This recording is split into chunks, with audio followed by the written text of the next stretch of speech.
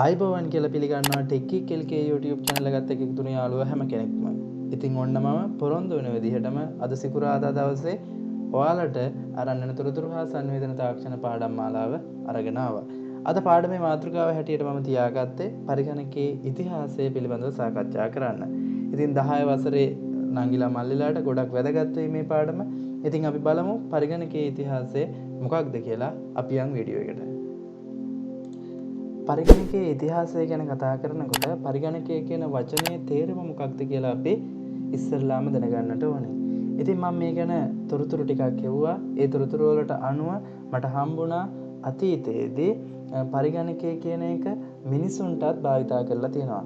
ඒ කියන්නේ අතීතයේ මිනිස්සුන්ට ගණිතමය කටයුතු සිදු කර ගැනීම සඳහා දක්ෂ අයව ඔවුන්ගේ වැඩවලට යොදාගෙන තියෙනවා. ඒ යොදා ගන්නකොට ඔවුන්ට පරිගණකය කියන නම යොදවලා තියෙනවා කියලා 1613 දී ඉංග්‍රීසි ලේඛක රිචඩ් බ්‍රයිට්වයිට් විසින් රචනා කරපු The Young Man Glennian කියන පොතේ සඳහන් වෙලා තියෙනවා. මෙන්න මේ විදිහට මේකෙන් අපිට හෙළි වෙනවා අතීතයේදී මිනිසුන් පරිගණක හැටියට භාවිතා කරලා තියෙනවා. කියන්නේ මේ පරිගණකයේ බිහිවීමේ මූලිකම සංකල්පයත් අපිට මේ ගණිත ගැටලු විසඳා ගැනීමනේ. ඉතින් අතීතයේ ඔන්න ඔය විදිහට මිනිසුන් පරිගණකයේ හැටියට භාවිතා කරපු අවස්ථාද තියෙනවා. ඉතින් නූතනය නම් අපි පරිගණකයේ යනුවෙන් හඳුන්වන්නේ පරිශීලකයා විසින් ආදානය කරනු ලබන හෝ පද්ධතිය විසින් රැස් කරගනු ලබන දත්ත ලබාගෙන ඒ දත්ත පරිශීලකයා විසින් දී ඇති උපදෙස් වලට අනුව සකස් කරමින් ඔහුට හෝ ඇයට අවශ්‍ය ආකාරයේ තොරතුරු ප්‍රතිදානය කරන විදුලි බලයෙන් ක්‍රියාත්මක වන උපකරණයක් කියලා තමයි අපි හඳුන්වන්නේ. මම ওই විදිහට ඔයාලට ඔක නිර්වචනයක් විදිහට කිව්වට අපිට සරලවම ගන්න පුළුවන් යම්කිසි විද්‍යුත් උපකරණයකට ඉන්පුට් එකක් ලබා දීලා ඒකෙන් ප්‍රොසෙස් එකක් වෙලා අවසානයේදී අවුට්පුට් එකක් එනවා නම් අන්න ඒක පරිගණකය කියලා අපිට සරලවම ගන්න පුළුවන්කම තියෙනවා. ඉතින් පරිගණකයක් පිළිබඳව සාකච්ඡා කරනකොට ඒක ඉතිහාසය දෙසට අපේ අවධානය කොහොමත් යොමු කරන්න ඕනනේ. ඒ නිසාම තමයි අපි අද මේ මාතෘකාව මේ විදිහට සාකච්ඡා කරන්න යොදා ගත්තෙත්. එහිදී පරිගණකය යන්න අවුරුදු දහස් ගණනක ඉතිහාසයකට උරුමකම් කියන දෙයක් කියලා අපිට ඔප්පු වෙලා තියෙනවා. ඉතින් පරිගණකයේ ආරම්භය සිදුවන්නේ ගණනය කිරීම සඳහා පැරණි මිනිසා විසින් යොදා ගනු ලබපු තාක්ෂණයේ හේතුවෙන්. ඒකට මම උදාහරණයක් කියන්න. මුල් කාලේ මිනිස්සුන්ට අද වගේ කැල්කියුලේටර් එකක්වත් එහෙම නැත්නම් ඒ යාන්ත්‍රික උපකරණ මොකුත් තිබුණේ නැහැ ගණනය කිරීමේ කටයුතු සිදු කරගන්න. මොකක් හරි දෙයක් එකතු කරන්න ඕන වුණොත් එක්ක ඇඟිලි ටික භාවිතා කරනවා. ඒ ඇඟිලි ටික මැද වුණ අවස්ථාවලට ගල් කැට ටිකක් අහුලා ගන්නවා. හැබැයි මේ වගේ එකම කියන්නේ කාලයක් එකම විදිහට ගණිත කර්ම තියෙන්නේ ඒවා සංකීර්ණ වෙනවා ටික ටික. ඉතින් මෙහෙම සංකීර්ණ වෙනකොට මිනිස්සුන්ට අර කියන දේවල් ප්‍රමාණවත් උනේ නැහැ Tamanගේ ගණිත කර්මයේ වැඩ කටයුතු සිද්ධ කරගන්න. ඒ හින්දා වොන් මොකද කරේ එක එක දේවල් එකතු කරගත්ත Tamanගේ මේ ගණිත කර්ම කටයුතු සිද්ධ කරගන්න. සංකේත භාවිතා කරන්න පටන් ගත්තා. ඉතින් මෙන්න මේ විදිහට සංකේත භාවිතා කිරීමේ ඉදිරි පියවරක් හැටියට එක එක උපකරණ මේ කට්ටිය මේ ගණිත කටයුතු සිද්ධ කර ගැනීම සඳහා නිර්මාණය කරගත්තා. මෙන්න මේ විදිහට උපකරණ නිර්මාණය කිරීමේ මූලික අවස්ථාව හැටියට අපිට හඳුන්වන්න පුළුවන්කම තියෙනවා ඇබකසය කියන එක නිර්මාණය වෙන එක. මෙන්න මේ ඇබකසය තුළ තමයි ඒ වෙන විට ඒ කාලය වෙන විට ඔවුන්ට ඉතාමත් සාර්ථක විදිහට තමන්ගේ ගණිත කර්මය කටයුතු ගොඩක් සිද්ධ කරගන්න පුළුවන්කම ලැබුණේ. ඒ නිසා අපි ඇබකසය කියලා කියන්නේ පරිගණකයේ ආරම්භය හැටියටත් හඳුන්වනවා. ඉතින් අපි කතා කරමු ඇබකසය ගැනත් පොඩ්ඩක්. ඉතින් මුලින් කියපු විදිහට පරිගණකයේ ඉතිහාසය ගැන කතා කරනකොට ඇබකසය කියන එක අපිට කතා කරන්න නැතුව ඉන්නම බැරි දෙයක්. ඒ නිසා අපි ඇබකසය ගැන කතා කරනකොට දැනට ලෝකයේ අනාවරණය වෙලා තියෙන කරුණු වලට අනුව මුල්ම ඇබකසය ලෙස පිළිගන්නේ මීට අවුරුදු 5000කට පමණ පෙර චීනයෙන් හමු වෙලා තියෙන ඇබකසය. ඒ වගේම මේ කාලය තුල මෙසොපොතේමියානු ශිෂ්ටාචාරය තුල ඒ වගේම ඊජිප්තියන් ශිෂ්ටාචාරය තුල පර්සියන් ශිෂ්ටාචාරය තුල ග්‍රීක ශිෂ්ටාචාරය තුල රෝම ශිෂ්ටාචාරය තුල ඉන්දියානු ශිෂ්ටාචාරය තුල ජපාන් ශිෂ්ටාචාරය තුල කොරියානු ශිෂ්ටාචාරය තුල වගේම ඇමරිකානු ශිෂ්ටාචාරය තුලත් මෙන්න මේ වගේ ඇබකසය කියන එක භාවිතා වෙලා තියෙනවා ඒ කාලේ ඔවුන්ගේ අවශ්‍යතාවයන් වලට අනුව. මේකේ හැඩය ගත්තාම ඔයාලට පේනවා ඇති ඉස්සරහා මම දාලා තියෙන ඡායාරූපයේ මේකේ මේ සිහින් තීරු සහිත ලීරාමුවක් තමයි මේකේ හදලා තියෙන්නේ. ඒ තීරු වලට සවි කරලා තියෙන කුඩා බෝල ඔය තියෙන ඒවා එහා මෙහා කරන්න පුළුවන් විදියට නිර්මාණය කරලා තියෙනවා. ඔකට ඔයාලට ඔහොම කිව්වට ඔක තේරෙන්නේ නැහැ. ඔයාලා පොඩි කාලේ ඉගෙන ගන්නකොට ගණක රාමුව භාවිතා කරන්න ඇතිනේ. අන්න ඒ ගණක රාමුවේ තියෙන විදියට තමයි ඔන්න ඔය ඇබකසය කියන එක තිබුණේ. ඉතින් ඔය ඇබකසය කියන එක තමයි පරිගණකයේ මූලිකම අවස්ථාව හැටියට හඳුන්වන්නේ. ඉතින් යාළුවනේ ඔන්න ඔය විදිහට ඇබකසයෙන් පස්සේ 1617 දී නේපියර් බෝන්ස් කියන විද්‍යාඥයා විසින් ලඝු ගණක යන්ත්‍රයක් නිෂ්පාදනය කරනවා. මේක භෞතිකව ක්‍රියා කරන්න පුළුවන් විදිහට අපිට අතින් මෙනුවල ක්‍රියා කරන්න පුළුවන් විදිහට තමයි මොහු මේක හදන්නේ. මේකේ කුඩා ඇද්දල තීරු 22ක් යොදාගෙන තියෙනවා. ඒ වගේම ඒවා තිරස් අතර සම්බන්ධ කරලා අංක ඉතා පහසුවෙන් අඩු කර ගැනීමේ හැකියාව මේ යන්ත්‍රයෙන් සිදු කර ගැනීමට පුළුවන්කම තියෙනවා. ඊට පස්සේ ක්‍රිස්තු වර්ෂ 1642 පමණ වෙන විට ඇඩින් මැෂින් කියන එක නිෂ්පාදනය වෙනවා. බ්ලේස් පැස්කල් කියන විද්‍යාඥයා විසින් තමයි මේක නිෂ්පාදනය කරලා තියෙන්නේ. ගොඩක් ප්‍රසිද්ධයි. මේක පැස්කලින් යන්ත්‍රය හැටියටත් හඳුන්වනවා. ඉතින් මේකේ ලෝකේ මුල්ම ගණක යන්ත්‍රය ලෙස හඳුන්වනවා. ඒක දන්වැල් උපයෝගී කරගනිමින් ක්‍රියාත්මක වෙන විදිහට තමයි මේක නිර්මාණය කරලා තියෙන්නේ. ඒකෙන් සංඛ්‍යා එකතු කිරීම හා අඩු කිරීම කියන එක සිද්ධ කරලා තියෙනවා. ඉතින් යාළුවනේ ඔය යන්ත්‍රයම 1672 දී ජර්මන් ජාතික ගොඩ්ෆර්ඩ් විල්හෙම් කියන කෙනා වැඩි දියුණු කරන්න ආරම්භ කරලා තියෙනවා. ඒ වැඩි දියුණු කිරීම 1674 දී අවසන් වෙනවා. එතකොට මෙයා මේක වැඩි දියුණු කරලා තියෙනවා ගුණ කිරීම සහ බෙදීම කියන ගණිත කර්ම දෙක මේ හරහා සිද්ධ කරගන්න පුළුවන් විදිහට. ඉතින් මෙන්න මේ විදිහට මේක නිර්මාණය කරාට පස්සේ මේක නම් කරනවා ස්ටෙප් රිකෝනර් කියලා. ඉතින් මෙන්න මේකට පස්සේ යාළුවනේ 1823 දී ඩිෆරන්ට් එන්ජින් කියන එක නිෂ්පාදනය වෙනවා. ඒ තමයි බ්‍රිතාන්‍ය ජාතික චාල්ස් බැබේජ් විසින් තමයි මේක නිර්මාණය කරන්නේ. ඇබකස් එකේ තිබුණු මූලධර්ම තමයි මේකට භාවිතා කරලා තියෙන්නේ.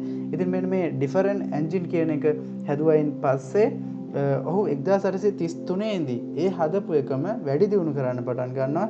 ඒක වැඩි දියුණු කරලා Analytical Engine කියන එක නිර්මාණය කරනවා. වර්තමාන පරිගණකවල තියෙන ඉන්පුට් ප්‍රොසෙස් අවුට්පුට් කියන සංකල්පය ප්‍රථම වතාවට මේ යන්ත්‍රය මගින් තමයි ඉදිරිපත් කරලා තියෙන්නේ. මේකේ තියෙන ක්‍රමලේඛය සකස් කරලා තියෙන්නේ ඇඩා ඔගස්ටා කියන ආර්යයා විසින්. ඇය ලෝකයේ ප්‍රථම ක්‍රමලේඛිකාව ලෙසද හඳුන්වනවා. ඉතින් මෙන්න මේ ඇනලිටිකල් එන්ජින් එක නිෂ්පාදනය කිරීමත් සමග මේ චාල්ස් බැබේජ් කියන විද්‍යාඥයා පරිගණකයේ පියා හැටියට නම් වෙනවා. මොකද ඔහු පරිගණකයේ පිළිබඳව මූලිකම සංකල්පය ඉදිරිපත් කරපු කෙනා නිසා. ඒ වගේම තමයි මේ ක්‍රමලේඛිකාව ඇඩා ඔගස්ටා කියන කෙනා පරිගණකයේ මව හැටියටත් හඳුන්වලා තියෙනවා. ඉතින් මෙන්න මේ වගේ පරිගණකයට ලොකු මෙහෙවරක් ඉෂ්ට කරපු චාල්ස් බැබේජ් කියන මම පුංචි සටහනක් තිබ්බා ඔයාලා වෙනුවෙන්. ඉතින් මොහු උපදින්නේ 1791 දෙසැම්බර් 26 ලන්ඩන් වලදී. අවුරුදු 79ක් දිවිගෙවලා ඔහු 1871 ඔක්තෝබර් මාසයේදී ලන්ඩන් වලදීම මිය යනවා. ඒ කාලය තුල ඔහු ගණිතඥයෙකු, දාර්ශනිකයෙකු සහ නිමැවුම්කරුවෙකු සහ යාන්ත්‍රික ඉංජිනේරුවෙකු වශයෙන් ලෝකයට ලොකු සේවයක්, අපමණ සේවයක් ඉෂ්ට කරලා දෙනවා. ඒ නිසාම ඔහු පරිගණකයේ පියා හැටියට හඳුන්වනවා. ඒ වගේම තමයි ඇඩා ඔගස්ටා කියන කෙනා 1815 දෙසැම්බර් 10 වෙනිදා තමයි උප්පත්තිය ලැබලා තියෙන එක්සත් රාජධානියේ. 1852 නොවැම්බර් 27 වෙනිදා ඇය මිය යනවා. ඇය මිය යනකොට ගණිතය හා පරිගණකය පිළිබඳව විශේෂඥවරියක් හැටියට තමයි කටයුතු කරන්නේ. ඒ වගේම ඇය පරිගණකයේ මව හැටියටත්, ඒ වගේම ලෝක ප්‍රථම ක්‍රමලේඛික ශිල්පිනිය හැටියටත් හඳුන්වන්නට යෙදුණා. ඉතින් මේ ඇනලිටිකල් එන්ජින් එකෙන් පස්සේ 1939 කියන කාලය තුලදී ජෝන් වින්ස්ටන් විසින් ABC කියන පරිගණකය නිෂ්පාදනය කරනවා. ඊට පස්සේ ක්‍රිස්තු වර්ෂ 1880 දී හර්මන් හොල්රික් විසින් සිදුරු කාඩ් එහෙම නැත්නම් පංච් කාඩ් සිස්ටම් එක හැටියට හඳුන්වන දේ ලෝකයට හඳුන්වලා දෙනවා. ඒකෙන් දත්ත රඳවා ගැනීම සහ දත්ත කියවීමට යන්ත්‍රවලට හැකියාව ලැබෙනවා. ඒ වගේම තමයි ක්‍රිස්තු වර්ෂ 1906 දී ලෝකේ ලොකු පෙළරියක් ඇති වෙනවා. ඒ තමයි ලීඩී ෆොරස්ට් විසින් රික්තක නලය සොයා ගැනීමත් එක්ක. ඉතින් මේ රික්තක නලය සොයා ගැනීම ලෝකේ පරිගණක තාක්ෂණයේ ලොකු පිම්මක් බවට පත් වෙනවා. ඊට පස්සේ 1911 පමණ වන විට IBM සමාගමත් ආරම්භ වෙනවා. ඉතින් IBM සමාගමේ ආශිර්වාදයෙන් 1939 දී හාවර්ඩ් විශ්වවිද්‍යාලයේ මහාචාර්යවරයෙකු වුණ හෝවර්ඩ් ඒකන් විසින් ප්‍රථම ස්වයංක්‍රීය පරිගණක යන්ත්‍රය වෙච්ච මාක් 1 කියන කම්පියුටර් එක නිෂ්පාදනය කරනවා. ඉතින් මේ කම්පියුටර් එක 1944 දී හඳුන්වලා දෙනවා. මේක උස අඩි 8කොත් ඒ වගේම දිග අඩි 51ක්ද බර ටොන් 5ක්ද වුණා කියලා සඳහන් වෙනවා. ඒ වගේම මේකට උපාංග 7,50,000ක් පමණ සවි කරලා තිබ්බා කියලා කියනවා. ඒ වගේම දත්ත පිටපත් කිරීම සඳහා ටයිප්‍රේටරයක් භාවිතා කරලා තියෙනවා. ඒ වගේම විද්‍යුත් යාන්ත්‍රික යොමු කිරීම 3000ක් පමණ එකවර සිද්ධ කිරීමේ හැකියාව මේ යන්ත්‍රයට තිබිලා තියෙනවා. ඉතින් අර මම කලින් කියපු විදිහට IBM සමාගමේ අනුග්‍රහයෙන් තමයි මේක නිෂ්පාදනය කරලා තියෙන්නේ. ඉතින් ඊළඟට ක්‍රිස්තු වර්ෂ 1940 දී ENIAC කියන පරිගණකය නිෂ්පාදනය වෙනවා. ඒක පොදුකාර ඉලෙක්ට්‍රොනික අංකිත පරිගණකයක් ලෙස ලෝකෙට බිහි වෙච්ච පළවෙනි කම්පියුටරය වෙනවා. මේ සඳහා වැකුම් නල 14000ක් පමණ භාවිතා කරලා තියෙනවා කියලා සඳහන් වෙනවා. ඒ වගේම මේක ගබඩා කිරීමට වර්ග අඩි 300ක් පමණ කාමරයක් අවශ්‍ය වෙලා තියෙනවා කියලා සඳහන් වෙනවා. ඉතින් මේකේ නිර්මාණකරුවන් හැටියට හඳුන්වන්න පුළුවන් JP එක්රඩ් හා JW මෞලි කියන විද්‍යාඥයන් දෙදෙනා. ඉතින් මොවුන් දෙදෙනා 1944 දී ENIAC පරිගණකය හඳුන්වා දුන්නායින් පස්සේ ඔවුන් විසින් ආරම්භ කරනවා ඒකඩ් මෞලි පරිගණක සමාගම කියලා සමාගමකුත්. ඉතින් මෙන්න මේකෙන් පස්සේ නැවත වතාවක් ලෝකයේ පරිගණක ඉතිහාසයේ සුවිශේෂී සන්ධිස්ථානයක් ආරම්භ වෙනවා. ඒ තමයි 1948 දී ට්‍රාන්සිස්ටර් කියන එක ලෝකයට හඳුන්වලා දෙනවා. 1948 දී පරිගණක ඉතිහාසයේ ලොකුම වෙනසක් තමයි සිද්ධ වෙන්නේ.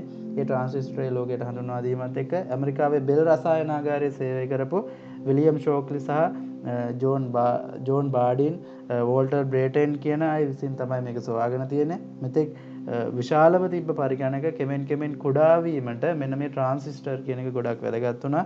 ඒ නිසාම 1956 දී මේ ට්‍රාන්සිස්ටරය සඳහා භෞතික විද්‍යා උපකරණයකට හම්බ වෙන උසස්ම ත්‍යාගය වන නොබෙල් ත්‍යාගය පවා හිමි වෙලා තියෙනවා. ඉතින් මේ ට්‍රාන්සිස්ටරයෙන් පස්සේ 1950 පමණ වෙන විට ACE පරිගණකය නිර්මාණය වෙනවා. ඊට පස්සේ 1951 දී ENIAC පරිගණකය හදපු අයම UNIVAC කියන පරිගණකයක් හදනවා. ඒ කාලේ මේකේ වටිනාකම ඩොලර් මිලියනයක් පමණ වුණා කියලා සඳහන් වෙනවා. ඒත් එක්කම 1953 දී IBM සමාගම මොඩල් 650 කියන පරිගණකය නිර්මාණය කරනවා.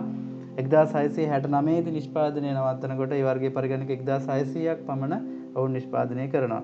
ඊට පස්සේ 1956 දී IBM සමාගම ලෝකේ පළවෙනි දෘඩ තැටිය නිර්මාණය කරනවා. ඒක දෘඩ තැටියක් කියවට අද තියෙන හાર્ඩ් ඩිස්ක් එකක් වගේ නෙවෙයි. ඒක හරියට දැන් අපි ගාව තියෙන හાર્ඩ් ඩිස්ක් එක අපිට උදාහරණයක් ගන්න පුළුවන් පොතක විතර උපරිම පුංචි එක්සර්සයිස් පොතක් විදිහට ගන්න පුළුවන් නේ. හැබැයි මේ 1956 දී IBM සමාගම විසින් නිෂ්පාදනය කරපු දෘඩ තැටිය වලට පේනවා ඇති අපිට සාමාන්‍ය ෆ්‍රිජ් එකක විතර ප්‍රමාණයක් ගන්න පුළුවන්කම තියෙනවා. ඉතින් මෙච්චර විශාල වුණත් මේ දෘඩ තැටියේ මෙගාබයිට් 4කට වඩා අඩු ප්‍රමාණයක් තමයි ස්ටෝර් කරලා තියන්න පුළුවන්කම තිබිලා තියෙන්නේ. ඉතින් තාක්ෂණයේ දියුණුව කොච්චරද කියලා දැන් ඔයාලට තේරෙන්න ඕනේ. ඉතින් 1959 දී ඩිජිටල් DEC කියන සමාගම යතුරු පුවරුවත් එක්ක මොනිටරයේ තියෙන මුල්ම පරිගණකයේ ඔයාලට ඔය පේන PDP-1 කියන පරිගණකය නිර්මාණය කරනවා. ඒත් එක්කම 1963-64 කාලයේදී මේ දෙකම මවුස් එක නිෂ්පාදනය වෙනවා. මවුස් එක ඉස්සරවම නිෂ්පාදනය කරන්නේ ඩග්ලස් එන්ගල්බර්ට් කියන කෙනා. 1963-64 කාලයේදී තමයි අපි මේ දැන් භාවිතා කරන මවුස් එක නිෂ්පාදනය වෙලා තියෙන්නේ. ඊට පස්සේ 1960-1965 දී PDP-1 කියන පරිගණකය හදපු DEC සමාගමම මිනි කම්පියුටර් එකක් නිෂ්පාදනය කරනවා. ඉතින් මිනි කම්පියුටර් එකේ ආරම්භය සිද්ධ කරන්නේ මේ සමාගම තමයි. ඊට පස්සේ 1971 දී Intel සමාගම Intel 4004 කියන ලෝකයේ පළවෙනි මයික්‍රෝ ප්‍රොසෙසර් එක නිෂ්පාදනය කරනවා. මෙන්න මේක ලෝකයේ පරිගණක ශාස්ත්‍රයේ ඇති වුණු සුවිශාලම සන්ධිස්ථානයක් හැටියට හඳුන්වන්න පුළුවන්කම තියෙනවා. ඉතින් 1974 දී ජෝන්තන් ටීටස් මුල්ම පර්සනල් කම්පියුටර් එක නිෂ්පාදනය කරන මාක් 8 නමින් දැන් අපි මේ පාවිච්චි කරන විදිහේ පර්සනල් කම්පියුටර් එකක් ඉස්සරවම ලෝකෙට හඳුන්වලා දෙන 1974 දී ඒ තමයි ජෝන්තන් ටීටස් කියන විද්‍යාඥයා විසින්. ඊට පස්සේ 1980 පස්සේ අපි පාවිච්චි කරන ජාතියේ පරිගණක වෙළඳපොළට එන්න පටන් ගන්නවා. 1974 නිෂ්පාදනය කරාට අපිට ඒවා පාවිච්චි කරන්න පුළුවන්කම තිබුණේ නැහැ. අපිට පාවිච්චි කරන්න පුළුවන් හැකියාව ලැබුණේ 1980 පස්සේ. ඊට පස්සේ 1981 පමණ වන විට මයික්‍රොසොෆ්ට් සමාගම ඩිස් ඔපරේටින් සිස්ටම් කියලා DOS කියන ඔපරේටින් සිස්ටම් එක හඳුන්වලා දෙනවා. ඉතින් එයාලා 1985 වන විට ඒ DOS හදපු එකම මයික්‍රොසොෆ්ට් සමාගම ඒ DOS මතම ක්‍රියා කරලා නිෂ්පාදනය කරපු ඔපරේටින් සිස්ටම් එක Windows පද්ධතිය හැටියට Windows පද්ධතිය මුල්ම version එක හැටියට හඳුන්වලා දෙනවා ලෝකෙට. 1993 දී Intel සමාගම Pentium 1 කියන පරිගණකය නිෂ්පාදනය කරනවා. ඉතින් මේ Pentium version එකට ආවා කියලා කියන්නේ අපි මේ දැන් භාවිතා කරන පරිගණක වගේ තමයි. ඒකේ මූලික අවස්ථාව කියලා අපිට හඳුන්වන්න පුළුවන්කම තියෙනවා. ඉතින් මෙන්න මේ විදිහට Pentium machine එක එනවා. Pentium 1, Pentium 2, Pentium 3 කියන machine එනවා. ඊට පස්සේ Pentium 4 කියන එක එනවා. අපි මෑත යුගයක් වෙනකම් භාවිතා කරා.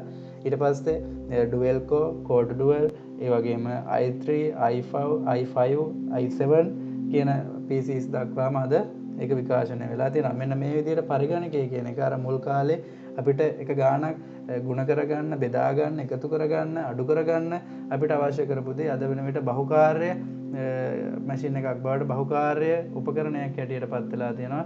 අපිට අද අවශ්‍ය කරන ඕනම දෙයක් පරිගණකය තුලින් අපිට කරගැනීමේ හැකියාව තියෙනවා. ඒ தത്വයට තාක්ෂණය අද වෙන විට දියුණු වෙලා තියෙනවා. ඉතින් මොන ඔය විදිහට තමයි පරිගණකයේ ඉතිහාසය විකාශනය වෙලා ආවේ. ඉතින් මම හිතනවා යාළුවන්ට මේ පාඩමෙන් පරිගණකයේ ඉතිහාසය පිළිබඳව ලොකු දැනුමක් ලබා ගන්න පුළුවන් වෙන්නේ නැති. එහෙනම් ඔයාලට මේක ප්‍රයෝජනවත් වුණා නම් ලයික් කරන්න, කමෙන්ට් කරන්න, ඒ වගේම තව කෙනෙක්ට බලන්න ෂෙයා කරන්න. ඒ වගේම අපේ channel එක subscribe කරලා නැත්නම් දැන්ම subscribe කරන්න අමතක කරන්න එපා. ස්තුතියි යාළුවෝ හැමෝටම.